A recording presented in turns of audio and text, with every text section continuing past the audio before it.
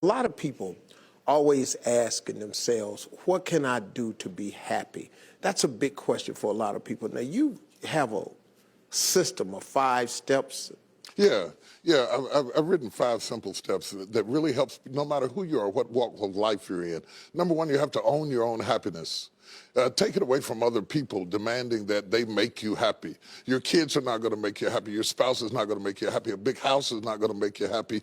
Own your own happiness and be responsible for doing those things that bring joy into your own heart, independently of life and people and money and all of that stuff. Right. It doesn't necessarily give you a happiness. You have to take responsibility of that peace and that joy that lives inside of your heart and not inside of your stuff.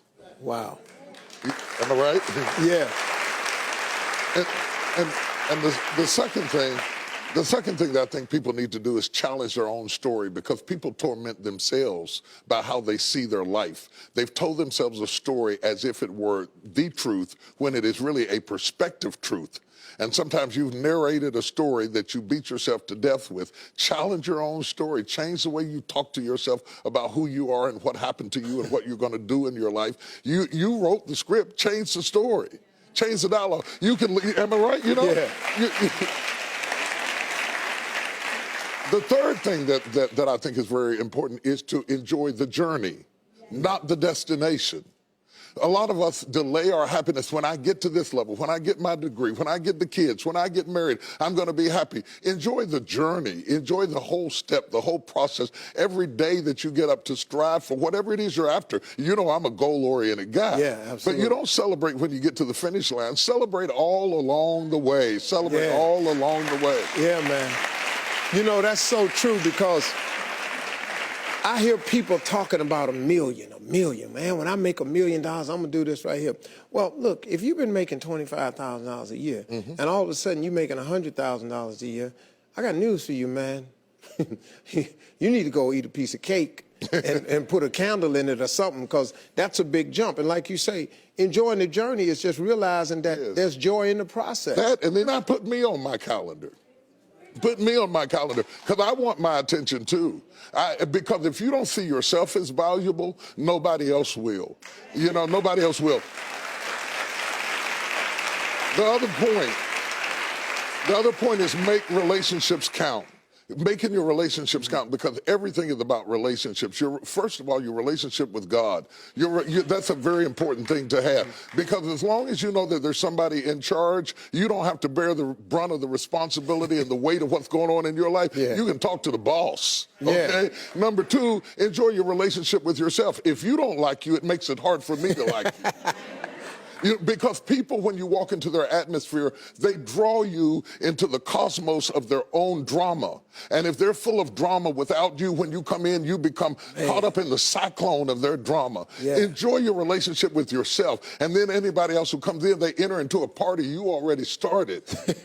You understand? Yeah. And then the relationship with your kids, the relationship with your spouse, the relationship with your friends, taking time to enjoy the relationships, because there is no fruit. Nature teaches us that there is no fruit without relationships.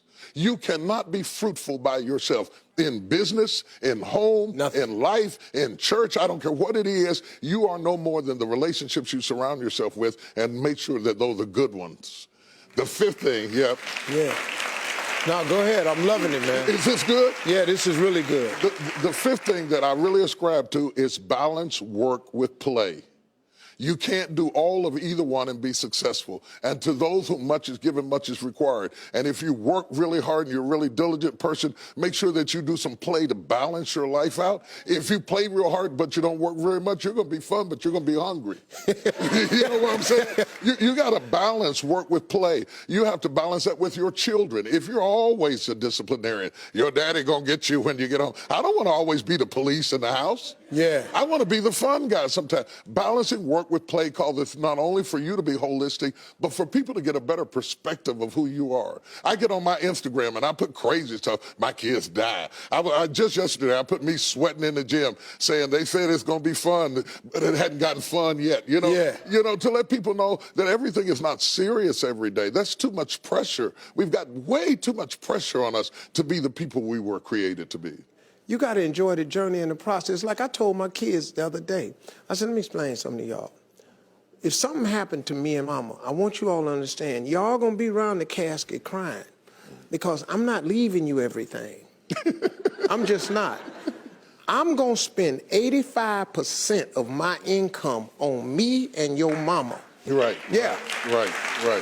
I'm gonna leave about 5–10%. That's it. The rest of the money, me and your mama going somewhere. We can, Dad, we can't go on vacation. No, I want to be just with your mother. Well, here's it's the cool. thing that people don't understand about children.